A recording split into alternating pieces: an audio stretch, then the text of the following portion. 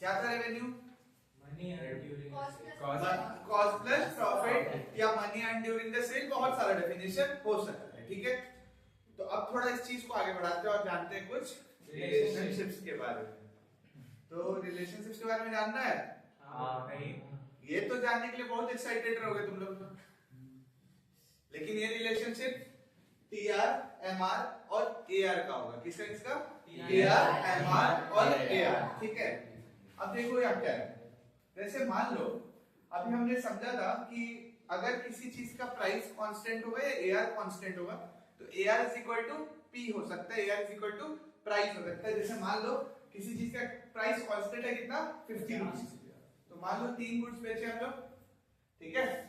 तो एआर निकालने के लिए क्या करेंगे? 150 डिवाइडेड बाय 3, एआर कितना आ जाएगा? 50।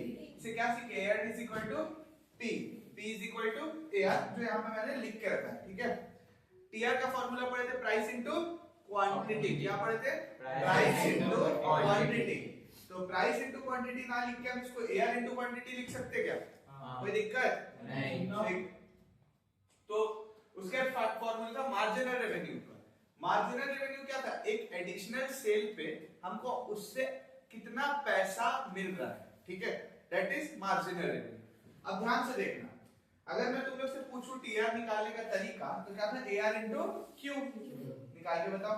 10, 20, 30, 40, 50। क्लियर है? कोई डाउट नहीं। अब मैं तुमसे एमआर निकालने बोलूंगा, ठीक है। तो कई लोग बोले तो इसमें डैश होगा या जीरो होगा। भैया जीरो कुछ नहीं हो सकता, इसके ऊपर जीरो भी तो है बाबू, रेवेन्यू जीरो भी तो है। जब कुछ नहीं बेचेंगे तो रेवेन्यू कितना? जीरो। तो 10 minus zero, 10 minus zero zero, 10 minus zero is equal to 10, 20 minus 10 is equal to 10, 30 minus 20 is equal to 10, 40 minus 30 is equal to 10, and 50 minus 40 is equal to 10। समझ आ रहा है?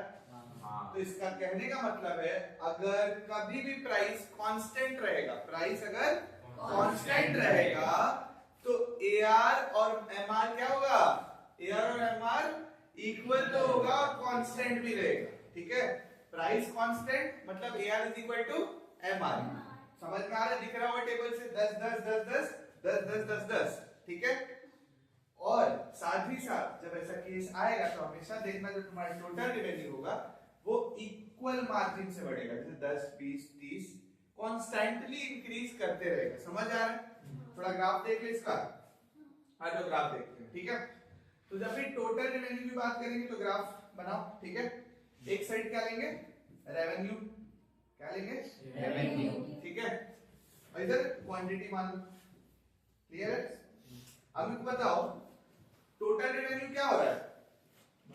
बढ़ रहा है, इंक्रीज हो रहा है और कॉन्स्टेंटली इंक्रीज हो रहा है।